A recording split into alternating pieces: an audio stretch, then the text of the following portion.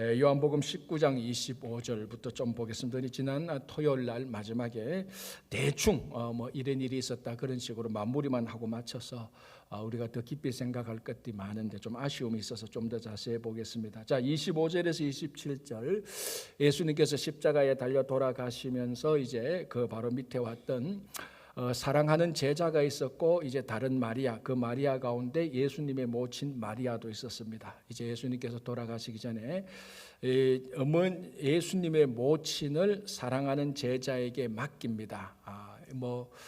우리가 당연히 이것은 예수님이 그 가정의 장남 아닙니까? 이제 장남이 돌아가시니까 어머니를 모셔야 되는 그 장남이 이제 돌아가시니까 자기 어머니를 사랑하는 제자에게 맡기는데 이제 여기서 사실은 몇 가지 좀 우리가 신앙적인 논쟁도 약간 생기는데 그렇게 특별히 중요하다고 하는 것은 또 아니라고 볼 수 있습니다. 첫 번째 우리가 일단 이 본문에서 생각할 수 있는 첫 번째 것은 예수님께서 철저히 어머니를 공경하셨다는 것은 우리가 두말할 필요 없이 이 본문을 통해서 알 수 있습니다. 돌아가시면서 어머니를 걱정하시고 염려하시고 그리고 그 사랑하는 제자에게 이제 어머니를 맡겼는데 이제 이런 질문이 생깁니다.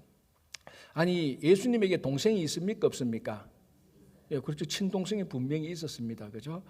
이 동생들은 어디 갔고 왜 제자들 말고 자기 친동생들에게 어머니를 맡겨야지, 어머니를 공경하도록 맡겨야지 제자들에게, 이 사랑하는 제자에게 어머니를 맡길 수 있느냐, 이렇게 우리가 질문을 할 수 있는데 이제 거기에 대해서 가톨릭에서는 이렇게 말합니다. 가톨릭은 마리아를 어떻게 보죠?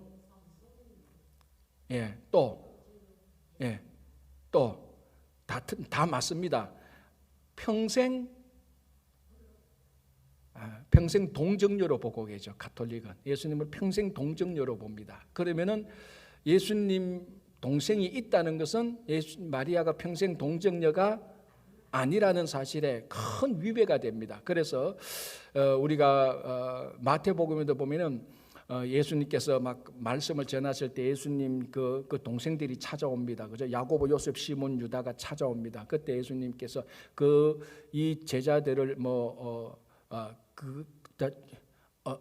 그 친동생하고 그 모친 형제를 안 만나주죠. 왜냐하면 그때 하는 사역이 너무 많아가지고 그런데도 이 가톨릭에서는 그때 찾아온 예수님의 친동생을 실제 마리아에서 난 친동생이라고 보지 않고 사촌이라고 이렇게 주장을 하고 있습니다. 그러니까 이제 하는 말이 사촌이 왔는데 예수님께서 굳이 만나줄 수 있겠느냐, 이제 그런 식으로 해석을 하긴 합니다. 약간 좀 억지가 있죠, 그죠? 분명히 거기에는 예수님의 동생이 왔다 그러고 하는 건데 또 한 부분에서는 이 부분에 있어서 지금 제가 가톨릭이 나쁘다 이렇게 공격하려는 것이 아니고 실제적으로 좀 논쟁이 되는 부분인데 이제 그래서 자 봐라, 야고보, 요셉, 시몬, 유다가 예수님의 친동생이 아니니까 친동생이 아니고 마리아의 어머니가 아니니까 여기서 제자에게 맡기지 않냐, 또 이렇게 얘기를 하는 부분도 있습니다. 그러나 성경을 봐서 야고보, 요셉, 시몬, 유다가 예수님의 친동생이 아니라고 우기는 것이 좀 더 억지스럽습니다. 자, 예수님께서 분명히 우리 마태복음 12장에서도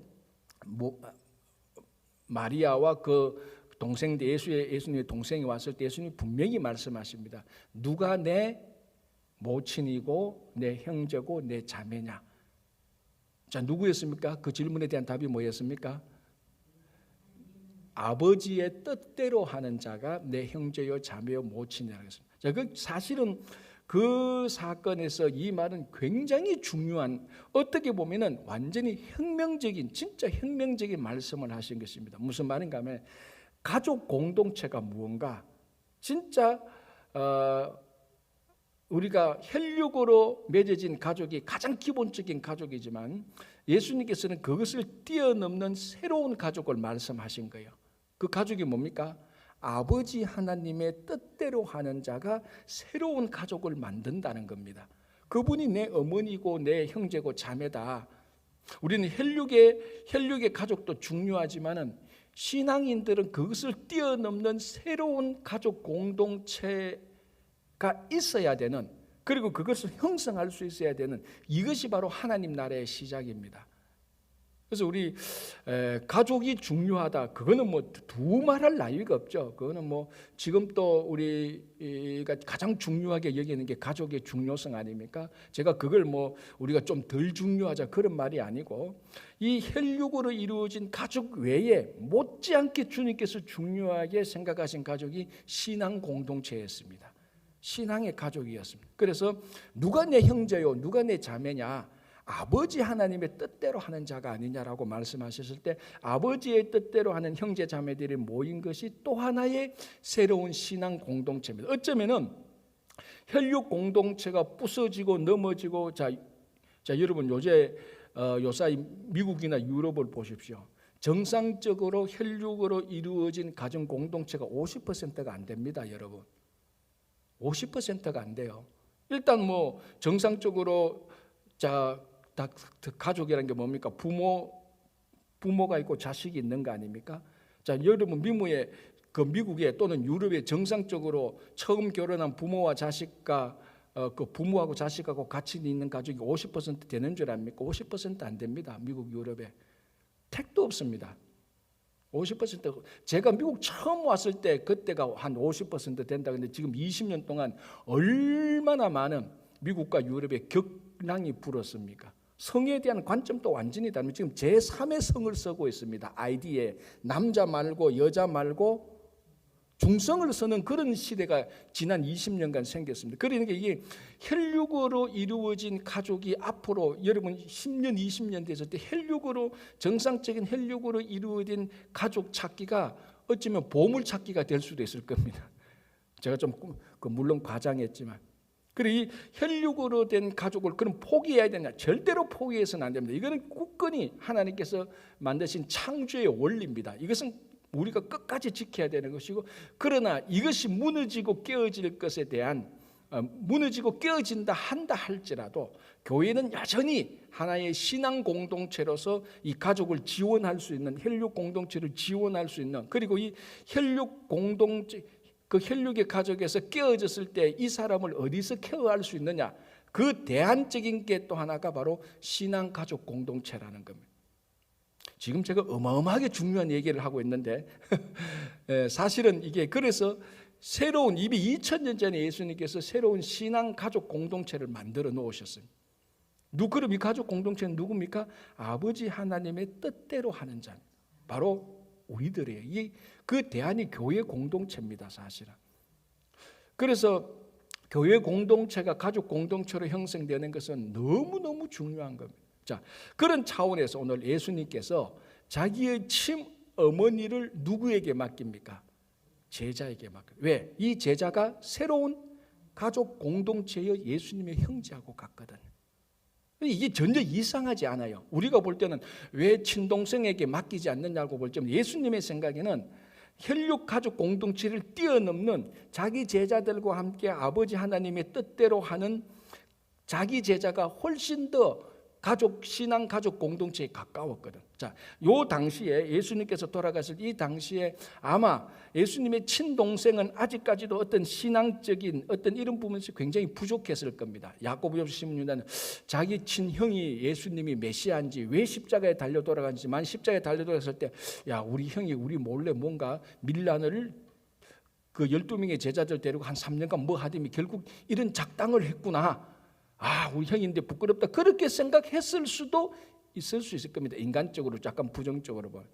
그래서 예수님께서 자기 친어머니를 새로운 가족 공동체의 자기 형제인 사랑하는 제자에게 맡기는 겁니다. 이 전혀 이상하지 않는 겁니다. 그러니까 가톨릭은 이제 그렇게 안 보고 그저 어떻게나 평생 동정녀 마리아의 그 순수성만 지키려고 하다가 보니까 여기서 지금 가족 공동체에 있는 그 사랑하는 제자에 대한 포커스도 놓칠 수 있다는 거예요. 그래서 우리가 이것을 보면서 예수님께서 어머니를 공경하시는 것, 십계명에도 나온 것처럼 내 부모를 공경하라, 그 말씀에 충실하는 것을 보여주면서 결국 본인은 이제 이 땅이 없으니까 자기 사랑하는 제자, 또 다른 가족 공동체에게 자기 어머니를 맡기는 이런 면들을 우리가 볼 수 있습니다. 그래서 여기서는 효도와 가족 공동체를 우리가 깊이 생각해 봐야 될 그런 귀한 말씀이 있는 겁니다. 자, 그러니까 27절 끝부분에 뭡니까?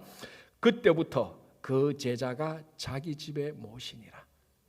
그 제자가, 그러니까 어쩌면 새로운 가족 공동체인 아버지 하나님의 뜻대로 하는 이 사랑하는 제자, 아마 이 사랑하는 제자가 대부분 학자들이 말하기를 요한복음의 제자 요한이라고 말하고 있습니다. 12명의 제자 가운데 가장 예수님의 사랑을 많이 받았던 제자가 이 요한 아닙니까? 그죠? 그래서 그 요한이 이 요한복음을 기록했던 요한이 바로 예수님의 친어머니를 모시고 평생 이제 어머니로 살았는데, 특이한 것은 요한복음의 제자 요한만 순교를 당하지 않았습니다. 마지막까지. 물론 이제 그 밤모섬에 가서 유배 당하지만, 그죠? 그래서 어머니를 모시는, 그러니까 가족 공동체의 모습을 보여줍니다. 자, 28절, 그 후에 예수께서 모든 일이 이미 이루어진 줄 아시고 성경을 응하게 하려 하사 내가 목마르다 하시니 거기 신포도주가 가득히 담긴 그릇이 있는지라. 사람들이 신포도주를 적신 해면 그러니까 스펀지 같은 게 있지 않습니까? 신포도주, 그 해면에다가 신포도주를 적셔가지고 아마 막대기 같은, 조그만 막대기 같은 가지고 십자가에 달린 예수님이 목마르다 하니까 거기에 그 목을 적실 수 있도록 그렇게 좀 처신을 했을 겁니다. 그래서 29절에 신포도주를 적신 해면을 우설초에 매여, 그러니까 그 조그만 짝대 우설초 같은 것들 매여 가지고 이제 예수님의 입에 대었다는, 여기 이제 우설초가 등장하는 게 신기로운 겁니다. 자, 우설초가 우리가 이게 6월절에 등장하지 않습니까? 6월절에 등장하는 우설초. 그리고 우리 죄를 깨끗게 할 때에 다윗이 우슬초로 나를 정결케 하소서라는 것처럼 이 우슬초에 매어가지고 그 스펀지 같은 것을 우슬초 조그만 짝대기 뭐 요만한 거 매어가지고 예수님의 입에 신포도주를 적시게 했어서 아마 목마르다 할 때 이 신포도주가 또 진통제 역할을 하니까, 그죠? 그렇게 해서 예수님에게 이제 입에 대게 했는데, 자 30절, 예수께서 신포도주를 받으신 후에 이르시되 다 이루었다 하시고 머리를 숙이니 영혼이 떠나가시니라. 자, 예수님께서 이 땅에서 실제적인 자기 자신의 육신의 죽음을 어떻게 표현합니까? 다 이루었다.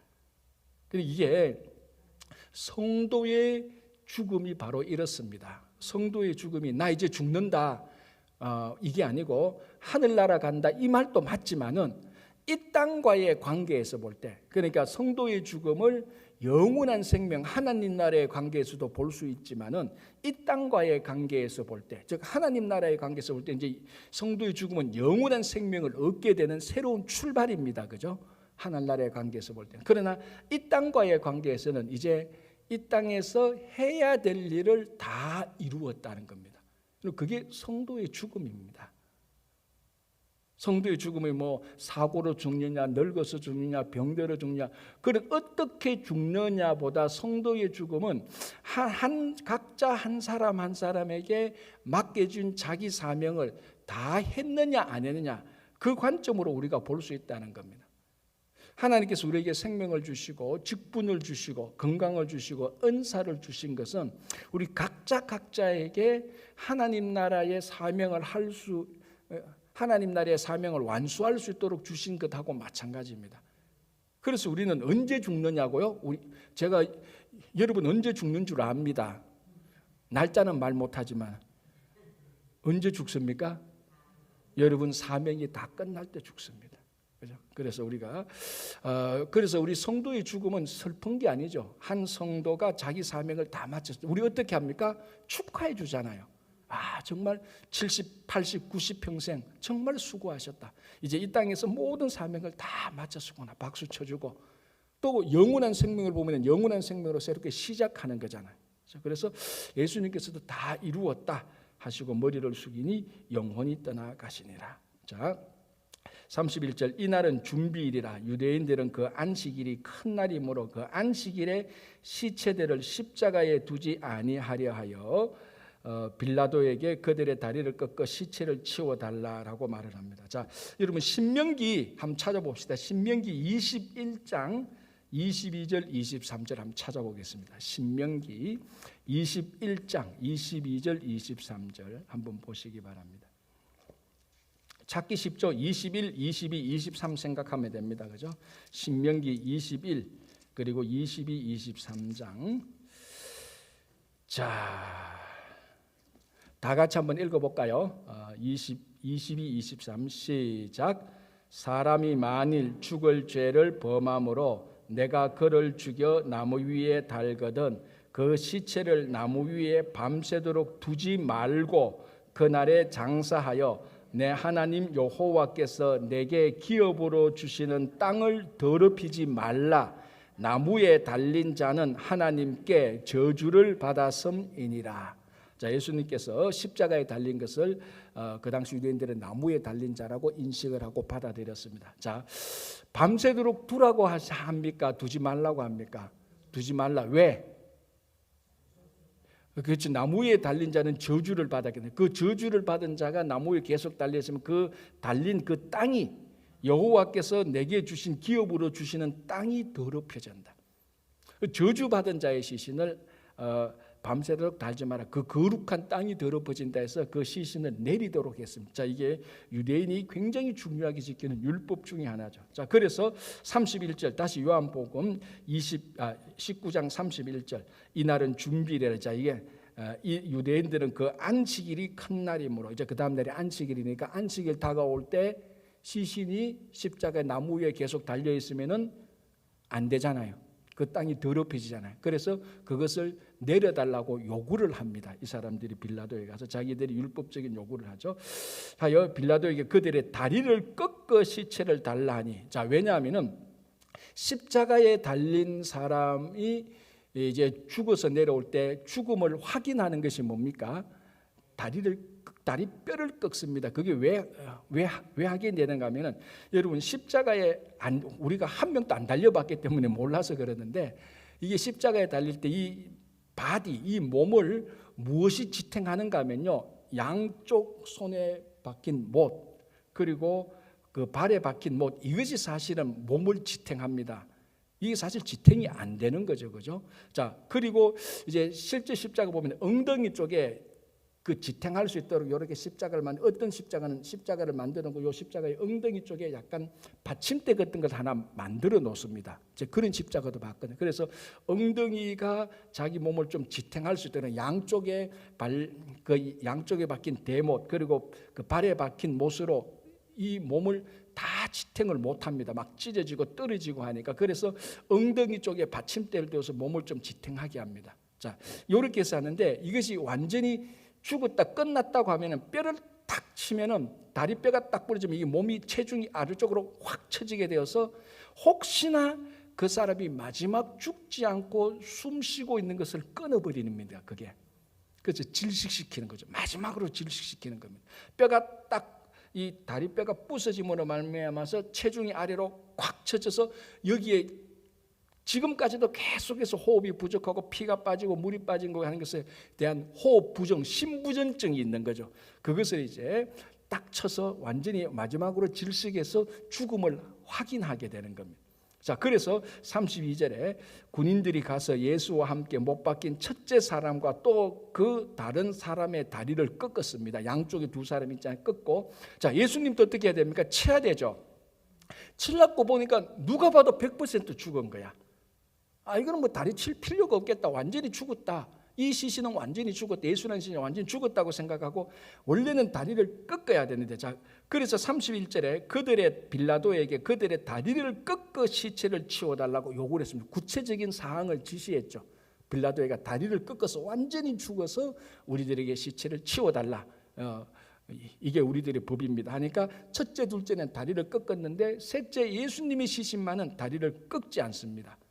자, 왜 그랬을까요? 자, 이제 그렇죠. 나오죠. 자, 그리고 대신 죽음을 확인하기 위해서 다리를 꺾지 않고 죽음을 확인하기 위해서 옆구리에 창으로 찌르니 피와 물이 확 나오는 거 보고 이거 뭐 완전히 이제 다 죽었구나라고 그렇게 생각했죠. 이제 이 피와 물에 대해서도 고대 교부들 많은 영적인 해석을 해왔었습니다. 물과 피로 세례를 받는 것 여기서 이제 다 피는 또 다 성령 세례 받는 여러 가지 우리 영적인 어떤 교부들이 비유 해석을 했지만은 어쨌든 여기 예수님의 실제적인 시신에서 피와 물이 나왔다는 것은 예수님이 돌아가실 때까지 우리와 똑같은 성육신된 분이라는 것이 확실해졌습니다. 제가 계속해서 얘기하죠. 왜냐하면 이 당시에 특별히 요한복음은 뭘 중요하게 여기는가 하면 성육신을 굉장히 중요하게 여겼습니다. 왜냐하면 요한복음이 마태, 마가, 누가보다 좀 더 늦게 기록되었거든요. 좀 더 늦게 기록되었을 때 그 당시 이때에 영지주의라는 것이 많이 영향을 미쳐가지고 예수를 어떻게 보는가 하면은 하나님이 이 땅에서 사람의 몸만 잠시 빌렸다가 죽을 때는 그 영혼이 싹 떠나고 몸만 껍데기만 남겨놨다. 그래 그 껍데기에 무슨 고통이 있겠느냐? 그런 식으로 예수님의 죽음을 비아냥거리고 예수님의 그 죽음 속에 있는 고귀한 고통, 우리 죄 때문에 당하는 고난과 고통을 없이 하려고 해서 예수님의 죽음의 의미를 감소시키려고 했습니다.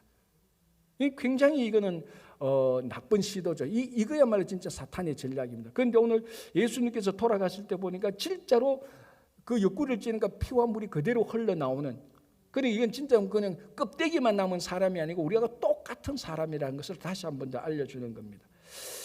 자, 이제 그리고 또 한번 보시겠습니다. 자, 피와 물이 나오더라. 이게 거짓말이 아니고 진짜 참 정언이었다는 거죠. 35절 이를 본 자가 정언하였으니 그 정언이 참이라.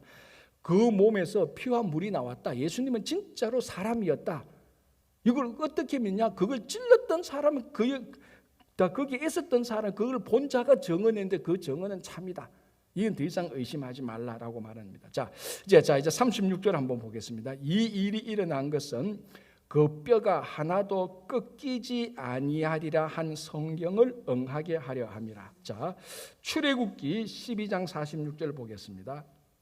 일단 먼저 시편 34편 20절 한번 보겠습니다.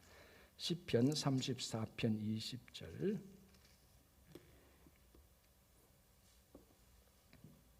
제가 읽어드릴게요. 시편 34편 20절. 19절 20절 볼게요. 의인은 고난이 많으나 여호와께서 그의 모든 고난에서 건지시는도다. 그의 모든 뼈를 보호하시며 그 중에서 하나도 꺾이지 아니하도다. 자, 의인은 고난이 많으나 여호와께서 고난 가운데서도 지켜준다. 그 표시로 뭡니까?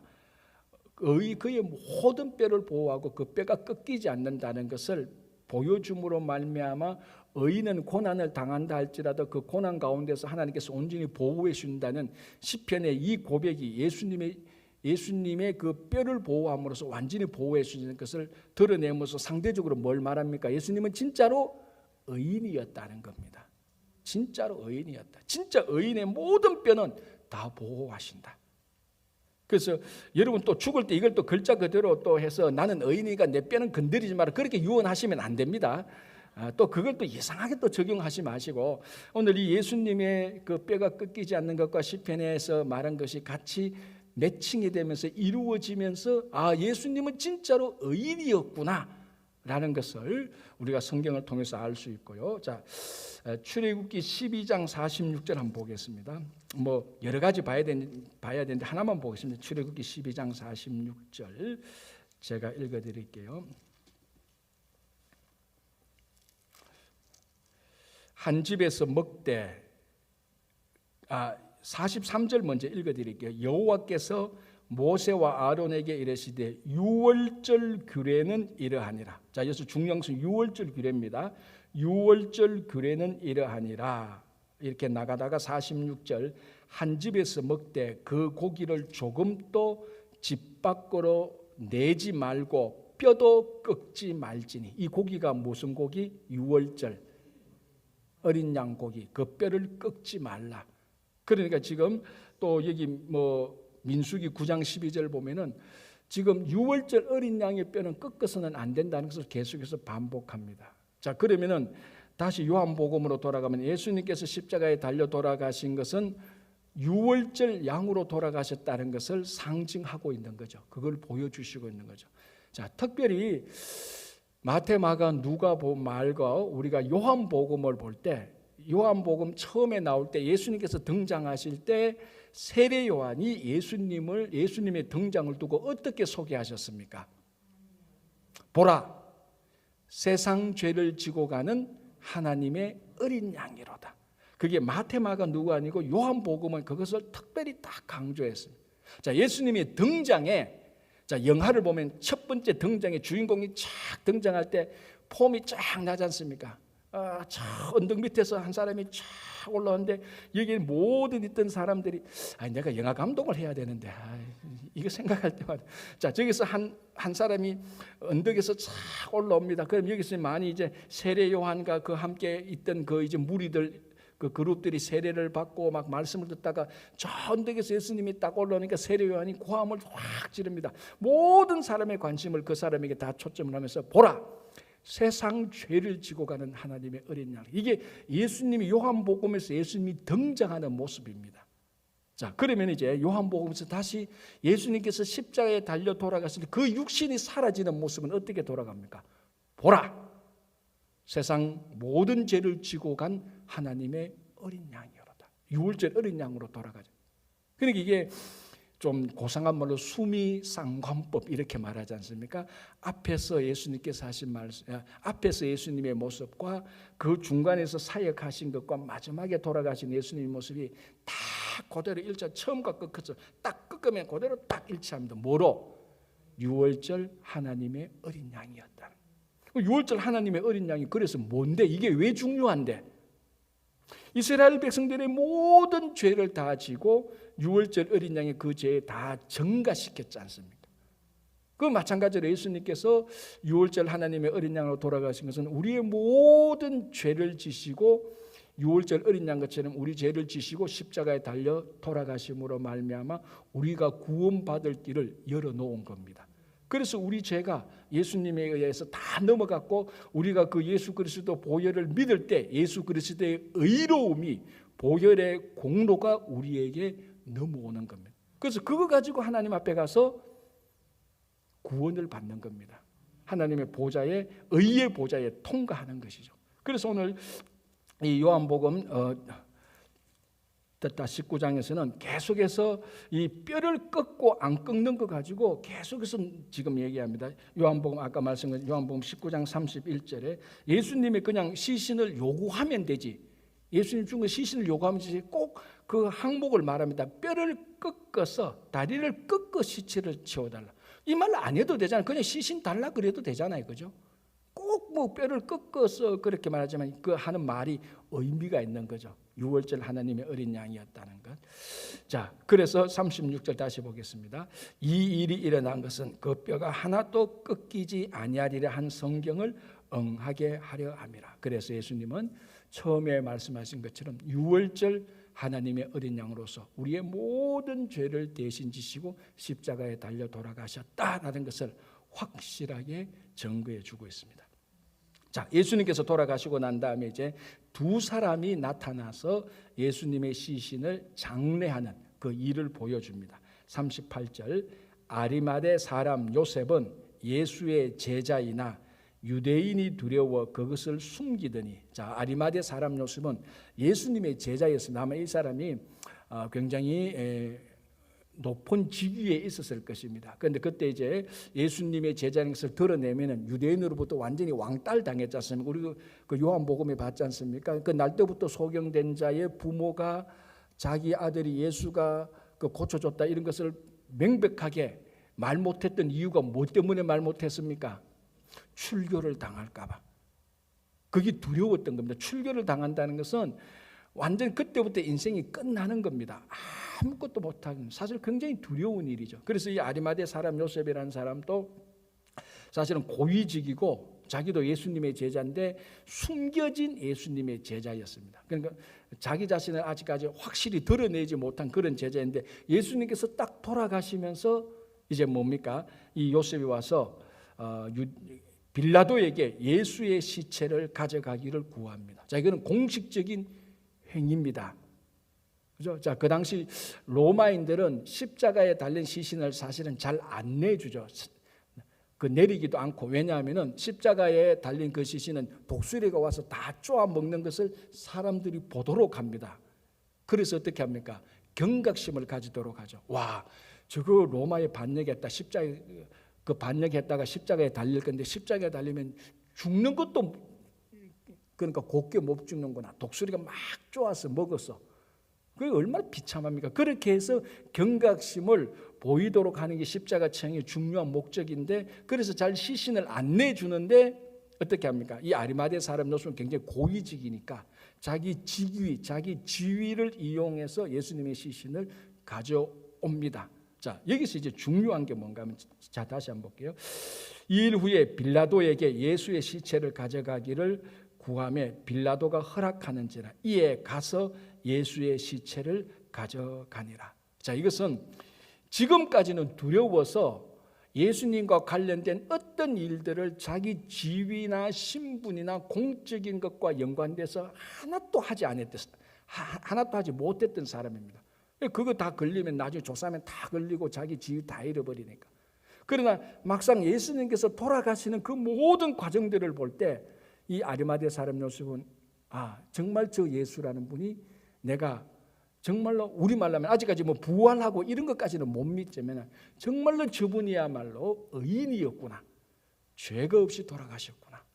내가 지금까지는 숨어서 예수의 제자인 것을 드러내지 못했는데 이제는 자기가 자발적으로 빌라도에게 가서, 여러분 빌라도에게 가서는 자기가 누구라는 것을 공적으로 알리는 겁니다. 자기가 공적으로 자기가 예수의 제자인 것을 알리는 행위하고 똑같죠. 그리고 감히 누가 그 시신을 가져가려고 말합니까? 보통 헌신된 제자가 아니면은 예수의 시신을 가져가지 않습니다. 그런데 보니까 아리마대 사람으로서 굉장히 고위직에 있는 사람이 빌라도에게 공적으로 찾아와서 자기 지위를 이용해서 예수님의 시신을 가져간다. 이것은 자기가 온 천하에 내가 옛날에 예수의 제자였다. 지금 예수의 제자다. 그분은 의인이었다는 것을 공개적으로 드러내는 겁니다. 자, 이런 행위를 우리가 뭐라고 말하죠? 보통 이게 커밍아웃이에요.